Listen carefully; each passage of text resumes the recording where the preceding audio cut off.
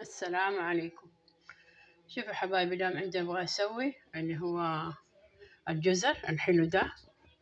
أبغى أسويه طرشي، بس طرشي إحنا نقول له أهل الحجاز أشار، بس الأشار يعني يقطعوه صغار صغار رفاع يعني. أنا لا، المرة هذه أبغى، أنا نزلت في اليوتيوب قبل كده أنا بسوي مجموعة مخللات وسويت طرشي بس رفاع صغار. لا، المرة هذه أبغى أقطعه يعني شوية كبار، شايفين؟ وعندي هنا ملح خشن، وعندي هنا كمون، وهذه حبة بركة، ونحطها هنا. شوفوا عندي حطيت الموية تغلي على النار، شوفوا حطيت الموية تغلي. دحين خليها أقطع الجزر اللي هو متنا الصباع كده حق التشهد، أقطعه كله وأرجع لكم تاني نطبقه كله مع بعض إن شاء الله. يعني شوفوا حبايبي، رجعنا لكم. شوفوا كيف قطعته، شايفين كيف الحبة يعني شوية متنا يعني زي الصباع حق التشهد قد. شوفوا كيف كلها. وجينا هنا دحين شوفوا هذه الموية قاعدة تغلي. شوفوا نحط فيها هذا شوفوا خل أبيض عندي حطيت. شوفوا هذه واحدة كوباية خل أبيض. وشوفوا هذا الملح قريب 4 ملاعق لأنه الطرش بياكل يعني. شوفوا 4 ملاعق مليانة هذا ملح خشن. وهذا كمون، شايفين؟ وهذه حبة بركة، شايفين؟ حبة بركة. وشوفوا هنا عندي فلفل أخضر وفلفل أحمر، شايفين؟ فلفل أخضر وفلفل أحمر أحطه معاهم، شايفين؟ واحط شوفوا خل اللي هو ابيض، هذا خل ابيض، واخليه شويه يغلي كده بس، ونرجع تاني نحط شوفوا نحط الجزر كمان ما يغلي كثير، يبغى يعني يدوب مره ينهري، لا يعني زي 10 دقائق كده يغلي واصك عليه. لما يبرد احطه في يعني بتبرويه كده واوريكم، ونحطه في الثلاجه يقعد 3 شهور 4 شهور. هو في الثلاجه يقعد ما يصير له شيء. إذا تبغوا تنزلوا منه شوي شوي نحط له بس شوية كركم عشان يصير لونه يعني حلو أصفر. طيب حبايبي، أرجع لكم تاني إن شاء الله. شوفوا حبايبي، رجعنا لكم تاني دحين.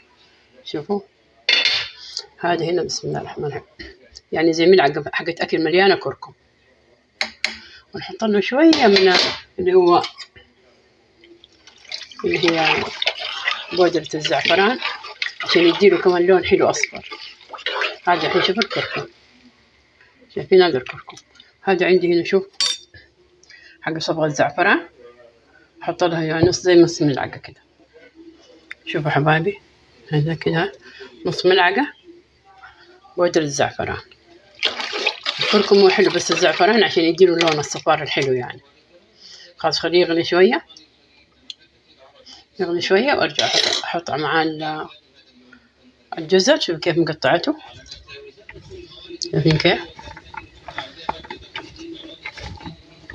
وأحطه على يغلي له زي 10 دقايق كده بس، وأصك عليه تاني إن شاء الله حبايبي. طيب أرجع لكم تاني إن شاء الله. أيوه السلام عليكم. شوفوا حبايبي، رجعنا لكم دحين تاني. شوفوا كيف بتغلي الموية اللي هي حقت اللان. شوفوا كيف الفلفل فيها وحبة البركة، شايفين؟ والملح ملحة حلو مظبوط. دحين نشيل هذا كله شوفوا ونحطه هنا دحين، وارجع لكم تاني دقيقة بس. هاي شوفوا حبايبي خلاص حطيناه هنا. شوفوا كيف نتركه دحين 10 دقائق، ما نبغى يدوب مرة لأنه عشان يقعد في الثلاجة فترة يعني. شايفين؟ هذا أشوف كيف اللون حقه، يا سلام. هذا اسمه أشار بس احنا نسوي يكون يعني مرة رفيع يعني خفيف. هذه مرة لا سويت، شوفوا كيف متينة شوية يعني. الحين خليه يطبخ 10 دقائق وارجع هنا. شوفوا أحطه، جبت هذه شوفي أحطها هنا فيها وأحطها في الثلاجة وقت ما تبغى، يقعد 3 شهور 5 شهور بدل في الثلاجة ما يصير له شيء. طيب حبايبي، إذا خلصنا خلاص استوى نرجع لكم تاني إن شاء الله، ونحطه في العلبة البلاستيك.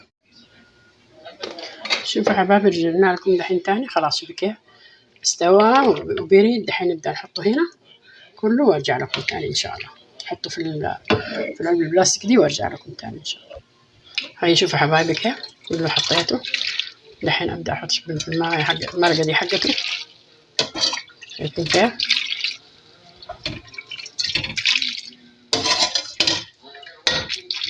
هذه حبة البركة اللي هي الحبة السوداء والكمون، شايفين كيف كله.